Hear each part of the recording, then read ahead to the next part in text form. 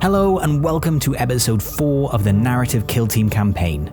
Big shout out to Travis from the Booklyn Strategist for creating some custom rules for the Patriarch as we have the first boss battle of the campaign.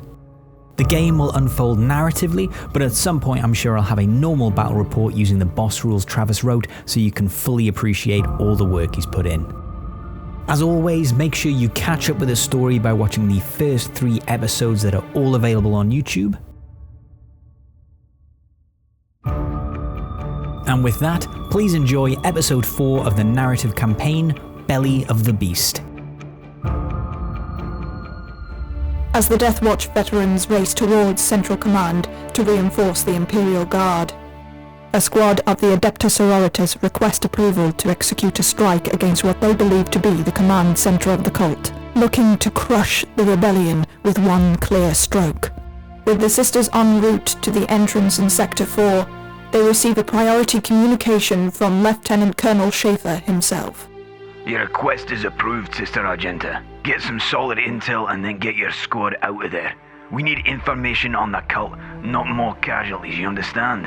With the light of the Emperor, we will expose this cult. Aye, that's lovely, but that's no an answer. Certainly not the question I asked you. Sister Argenta. I'm sorry, Lieutenant Colonel Schaefer. There's some interference down here. We're losing the signal. Adeptus Sororitas. More like pain in my ass. We are here to cut the head off this rebellion. We are not here to gather intel. Let the cogitators crunch numbers. We are here to put the foes of the Emperor to the sword. We take the base floor by floor. Main priority are the cult leaders. We should attempt to target them first.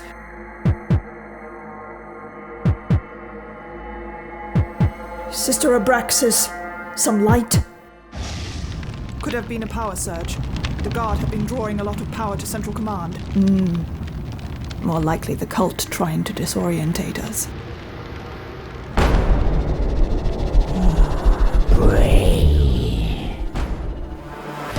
Form a line, sisters! Fire! Stick together! Where's it gone? Don't get separated! Maintain firing lanes! Over there!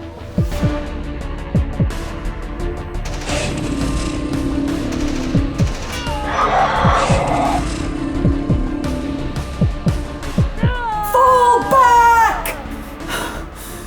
Draw it out to the surface! We can't fight it in these tunnels! Argenta to Lieutenant Colonel Schaefer. There's a Patriarch on Thea 7, copy? I repeat, a Patriarch on Thea 7. Comms are dead, Sister Superior. The message didn't get through. Our allies are not coming, sisters. But we are never alone. The light of the Emperor protects us. Death to the Xenos! Death to the cultists! Death!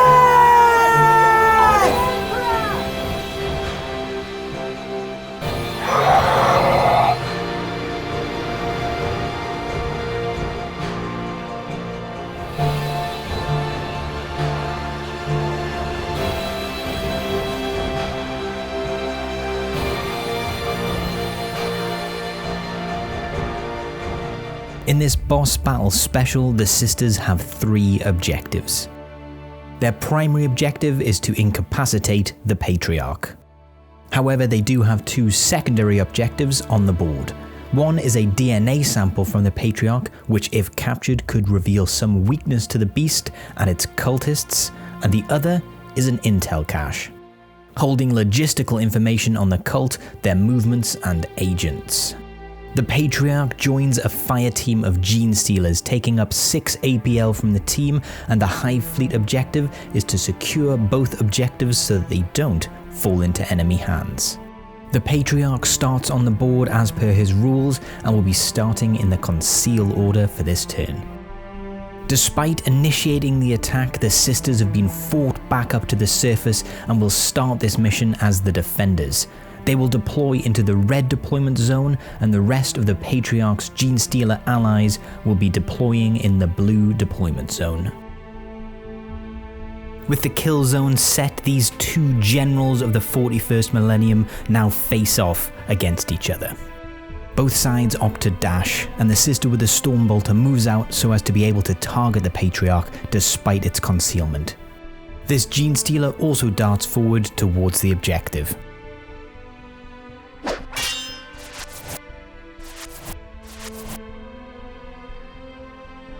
Despite the casualties in the tunnels, the sisters have regrouped on the surface.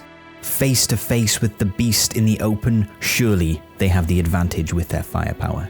Sister Argenta's eyes remain locked on the beast. In his name. A whisper lost forever, drowned out by the sounds of the coming battle. Her eyes close for just an instant. She is taken back to another time, what seems like a lifetime ago. The fighting was fierce there also.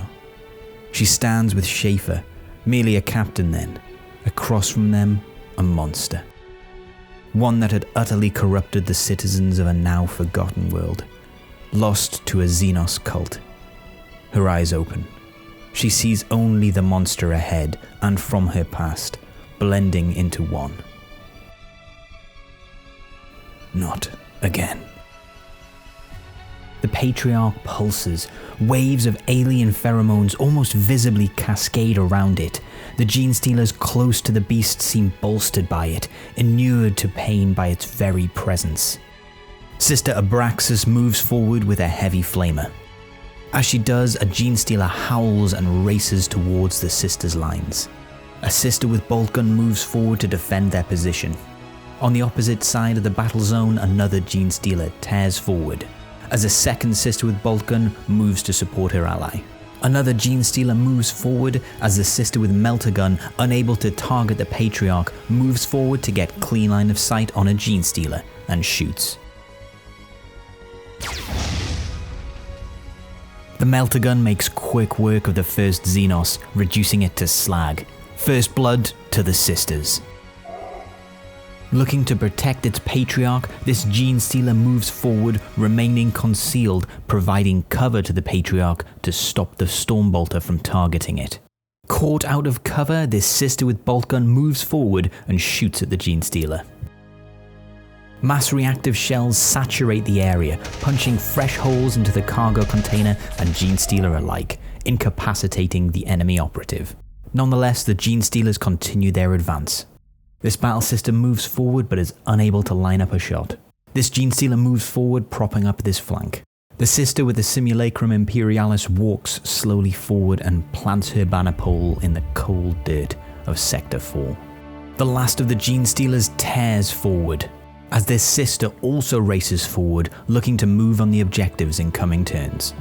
Out of range with her Inferno pistol, the Sister Superior moves slowly forward, happy to let the enemy come to her. Unable now to shoot the Patriarch, the Stormbolter sister just moves forward. At the end of the turn now, and the Patriarch acts. Bounding across the kill zone, the Patriarch charges into the Melter Gunner, despite being concealed. Monstrous rending claws rip through the sister, and the Patriarch moves again, dashing towards the line of sisters. Memories flood back to Sister Superior Argenta as she witnesses the destruction caused by the Patriarch. It is as the Emperor wills it. This thought clears her mind as her hand tightens on the grip of her Inferno pistol, awarded to her after that fateful campaign. There is no room for doubt here.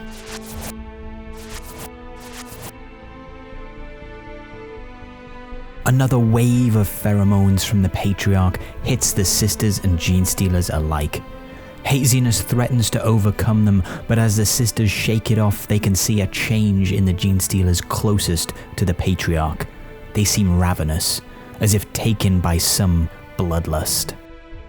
Quick to act, a Genestealer charges into the battle sister, wielding the Stormbolter. In a flurry of relentless strikes, the sister is cut to ribbons in front of her squad. Sister Argenta barks out a command and a battle sister darts forward towards the Patriarch. Pulling the pins from a brace of crack grenades, she hurls them towards the beast. A howl of pain, or merely annoyance. The sisters have little time to assess the damage as another Genestealer charges into one of their squad. The fight is hard, but another sister is taken out by the Xenos creatures. As the creature reels from the recent crack grenades, Sister Superior Argenta strides forward, powering up her Inferno pistol and aims at the creature. For the Emperor. The shot blasts through carapace, melting chunks of Xenos flesh, but the beast is not felled. It turns its lifeless eyes to stare directly at Sister Superior Argenta. Racing towards their master, a Genestealer slams into the battle sister in front of Sister Superior Argenta and rips her to pieces with its rending claws. Looking to thin down the no less threatening Genestealers, this sister moves forward and opens fire with her bolt gun, taking out the Genestealer on the objective.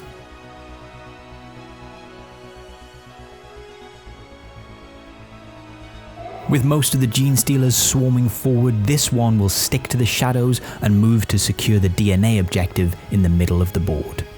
The sister's icon bearer moves forward and plants the banner once again. As the holy relic is planted, the sisters closest to it bathe in its purity, pushing themselves to fight harder. Second in command and squad veteran takes aim at the Genestealer in front of her, bathing it in bolter fire. However, fails to kill it, she then moves back hoping to draw the Genestealers away from her squad. This sister repositions slightly to get line of sight on the Genestealer and fires with her bolt gun. She scores some solid hits and takes the Genestealer out of action. Sister Abraxas activates next. Leveling her heavy flamer at the Genestealer in front of her, she fires out a torrent of burning hot promethium, burning the Genestealer to a crisp. With the Xenos casualties rising, it's time for the Patriarch to act. Having shifted into an aggressive stance, it reaches out with its immense psychic mind. Sending bolts of psychic energy towards Sister Superior Argenta, the sister is racked with pain. Her mind fried from the inside, the beast then leaps over the downed speeder in front of it to engage both of the sisters. Now in melee with the monster, Sister Abraxas is ripped apart by its lethal claws. With Argenta laid low, command now falls to squad veteran Holt. Can she rally her squad against this horror?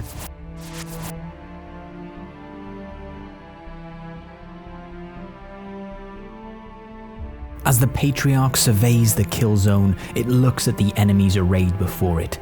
It cranes back its neck and howls, sending out a synaptic pulse as it does. Nearby Genestealers instinctively make a dash, looking to get closer to their enemies.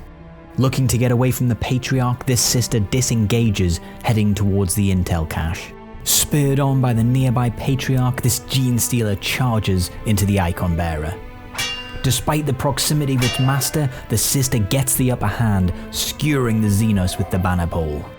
The icon bearer then activates, kicking the Xenos from the bottom of the icon pole before planting it once more into the ground of Sector 4, bathing the nearby sisters with its divine purity. Raising her bolt pistol, she then fires on the Patriarch. The last remaining Genestealer activates now, racing towards the sister. As mass reactive shells explode the battlefield around it, the deadly melee creature darts forward, rending claws relentlessly chewing through the sister's armor, taking her out of action. Striding forward into the purity of the icon bearer's presence, veteran Sister Holt whispers a prayer as she pulls the pins from a brace of crack grenades. This beast has cut a bloody wake through her squad. She takes another step towards the monster, for the fallen. And with that, she throws the grenades. The explosion engulfs the Patriarch. Concussive waves of force and fire push the beast down and incapacitate it. Fall back. They have the victory here. But my plan is unaffected.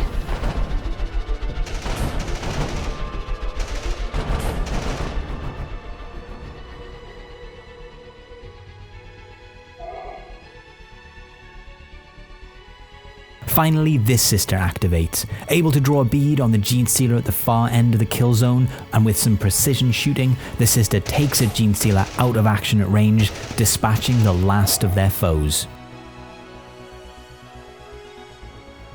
With the kill zone now cleared, albeit at a heavy cost, the remaining sisters set about trying to capture the intel before more enemy reinforcements arrive.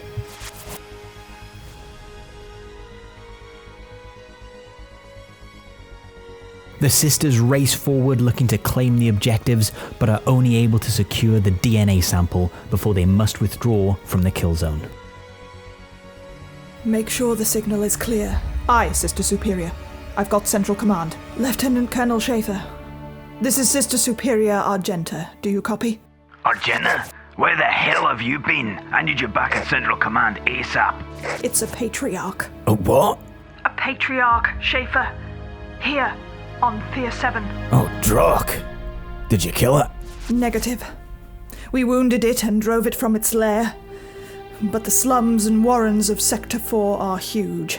It won't be homeless for long. Right. Any good news? We found some of that intel you mentioned. A tissue sample from the beast that might yet be valuable if your scientists can examine it. Good job, Sister Superior. It was the Emperor's will, Schaefer. Well, aye, of course. Oh, Drock! We need your squad back here on the double, Argenta. Move! Copy that, Lieutenant Colonel Schaefer. On our way.